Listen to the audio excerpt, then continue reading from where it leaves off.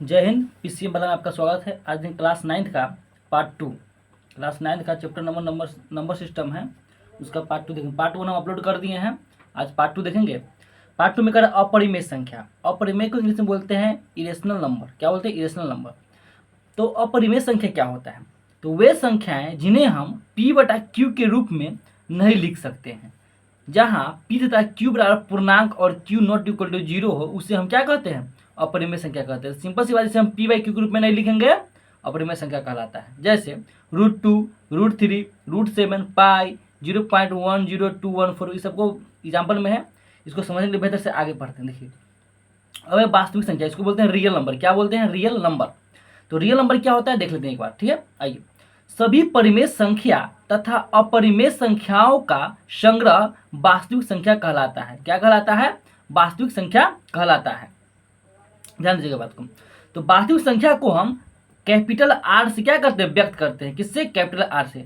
Note बहुत important है, ये देख लीजिएगा कि परिमेय संख्या प्लस अपरिमेय संख्या बराबर होता है वास्तविक संख्या। यानी कि वास्तविक संख्या बराबर क्या होता है? परिमेय प्लस अपरिमेय संख्या। ठीक है, जैसे 1/2, 3/4, 5/6 क्या है? परिमेय संख्या। अपरिमेय संख्या कौन है? तो √2, √3, √5 हो गया अपरिमेय संख्या। प्राकृतिक संख्या जो है 1, 2, 3, 4 हो गया। पूर्ण संख्या क्या है? तो 0 से स्टार्ट होने वाली संख्या को पूर्ण संख्या का 0, 1, 2, 3, 4 क्या है? ये पूर्ण संख्या का उदाहरण है। और देखिए -3, -2, -1, 0, 1, 2, 3 जो है यह है पूर्णांक संख्या। यानी कि नोट दे दिए हैं कि ये सभी संख्याओं के संग्रह को हम क्या बोलते हैं? वास्तविक संख्या कहते हैं। चलिए अब आइए, बहुत अच्छा सा क्वेश्चन, एक सिंपल समझने वाला बात है कि वर्गमूल 2 को संख्या रेखा पर निर्धारण करना है। वर्गमूल 2 को संख्या रेखा पर क्या करना है? निर्धारण करना है। तो हमने क्या किया है? संख्या रेखा करने के लिए इसमें क्या लाइनिंग खींचे, एक संख्या रेखा खींचे हैं। ठीक है, ऐसे करके एक संख्या रेखा खींच दी है। यहाँ पे संख्या रेखा यहाँ पे खींचा गया है और इस पे पॉइंट बनाया है कि मूल बिंदु बनाया है 0, 0 के बाद बनाया है 1, 2, 3, फिर 1, -1, -2, -3, यहाँ तक बनाया है। ध्यान दीजिएगा बात को। 0 से 1, 2, 3 और -1, -2, -3। अब ध्यान दीजिएगा, मूल बिंदु 0 मानेंगे। मूल बिंदु 0 मान लिए हैं और 0 मानने के बाद इन दोनों के बीच में ये रख करके, यहाँ पे दोनों के बीच में रख करके यहाँ पे क्या खींचे हैं? एक पाई खींचे। ठीक है, ये लंब डालें। इस पे संख्या रेखा पे क्या डालें? लंब डालें। क्या ये लंब है? क्या है? लंब डाल दिए हैं। लंब डाले हैं और बिंदु ओ को इस लंब से मिला दिए हैं। क्या कि इस लंब से मिला दिए हैं। मिलाने के बाद क्या किया गया? ये समकोण त्रिभुज बन गया है। जब समकोण त्रिभुज है तो भुजा 90 डिग्री, तो 90 डिग्री दे दिए। ठीक है, और यहाँ से यहाँ तक का नाम दे दें कि कौन, इसका मान ए, इसका नाम बी और इसका नाम सी। तो एक ABC एक समकोण त्रिभुज बन गया। ठीक है, जिसका विकर्ण ये है, लंब ये है और आधार ये है। आधार में 1 इकाई है तो लंब भी 1 इकाई होगा। तो विकर्ण पता हमको नहीं, विकर्ण निकालना है। तो हम जानते हैं कि पाइथागोरस प्रमेय जानते दिए हैं। पाइथागोरस प्रमेय ये कि विकर्ण का स्क्वायर बराबर आधार का स्क्वायर प्लस लंब का स्क्वायर। यानी विकर्ण इसमें क्या है? ए और सी मेरा विकर्ण है और ए और बी क्या है मेरा? ए और बी क्या है? आधार है और बी और सी जो है लंब है। तो विकर्ण का स्क्वायर है AC का स्क्वायर इज इक्वल टू आधार का स्क्वायर मतलब AB का स्क्वायर प्लस लंब का स्क्वायर मतलब BC का स्क्वायर। ठीक है, तो यहाँ पर देखते हैं AC का मान तो हमको नहीं दिया गया है, निकालना पड़ेगा। तो AC का स्क्वायर इज इक्वल टू, यहाँ दे दिया गया आधार का इकाई और लंबाई का इकाई। तो आधार का इकाई 1 का स्क्वायर प्लस लंब का 1 का स्क्वायर। तो 1 का स्क्वायर 1, 1 का स्क्वायर 1, AC स्क्वायर बराबर 1 + 1। तो AC स्क्वायर 2, यहाँ के स्क्वायर जो इधर जो स्क्वायर अगर ये हटेगा, ये स्क्वायर उस पार जाएगा तो रूट में बन जाएगा। क्या बन जाएगा? वर्ग में बन जाएगा। तो AC बराबर √2। क्या? √2। तो मेरा विकर्ण का मान √2 आ गया। लेकिन यह विकर्ण का इसका यहाँ तक के मान ना आया है √2। लेकिन हमको तो संख्या रेखा पर प्रदर्शित करना है। संख्या रेखा प्रदर्शित करने के लिए हम क्या इसका उपयोग करेंगे? इसका डिवाइडर का उपयोग करेंगे। क्या करेंगे? डिवाइडर का उपयोग करेंगे।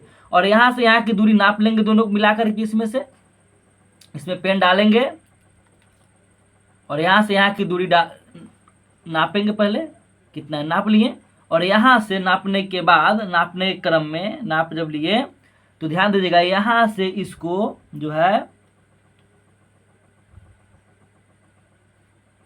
यहाँ से क्या खींच दिए, यहाँ पे पाई खींच दिए। यहाँ पर ये काटा, ये बिंदु जो काटा यहाँ पर देखिए, ये बिंदु जहाँ पे ये काटा, ये काटने क्रम में इसका और इसके बीच की दूरी देखिए, यहाँ की इसके दोनों के बीच में क्या आ जाएगा? मेरा √2 आ जाएगा। यानी संख्या रेखा पर आ गया √2। समझ गए होंगे आप अच्छा से। अब यहाँ पे देखते हैं क्वेश्चन 9th क्लास का संख्या पद्धति का एक्सरसाइज पॉइंट देख लेते हैं। क्वेश्चन कह रहा है कि नीचे दिए गए कथन सत्य है या असत्य है कारण के साथ अपने उत्तर दीजिए। क्या कर रहा है? कारण के साथ अपने उत्तर दीजिए। पहला क्वेश्चन है, प्रत्येक अपरिमेय संख्या एक वास्तविक संख्या होती है? हाँ, क्योंकि वास्तविक संख्या में परिमेय और अपरिमेय दोनों संख्या आता है, इसलिए क्या होता है? प्रत्येक अपरिमेय संख्या एक वास्तविक संख्या होता है। दूसरा क्वेश्चन है, संख्या रेखा का प्रत्येक बिंदु रूट एम यानी वर्ग एम के रूप का होता है जहां एम एक प्राकृतिक संख्या है? नहीं होता है। क्यों नहीं होता है? क्योंकि कोई भी ऋणात्मक संख्या जो है किसी प्राकृतिक संख्या का वर्गमूल नहीं हो सकता है। जैसे प्राकृतिक संख्या क्या है? √4 है, √4 का वर्गमूल 2 होता है, तो प्राकृतिक संख्या का जो वर्ग होगा वो प्राकृतिक संख्या ही होगा, न कि दूसरा संख्या। √9 का 3, √16 का 4। ठीक है, नोट में किसी भी प्राकृतिक संख्या का वर्गमूल जो है प्राकृतिक संख्या ही होगा। क्या होगा? प्राकृतिक संख्या। किसी भी प्राकृतिक संख्या का वर्गमूल जो है प्राकृतिक संख्या ही होगा, ध्यान दीजिएगा बात को। तीसरा है, प्रत्येक वास्तविक संख्या एक अपरिमेय संख्या होती है? नहीं, क्योंकि वास्तविक संख्या परिमेय और अपरिमेय संख्या दोनों होता है, यानी कि वास्तविक संख्या का फॉर्मूला होता है परिमेय संख्या प्लस अपरिमेय संख्या। तो परिमेय संख्या 2, 3, 1/2 भी हो सकता है, अपरिमेय √2, √5, √3 भी हो सकता है।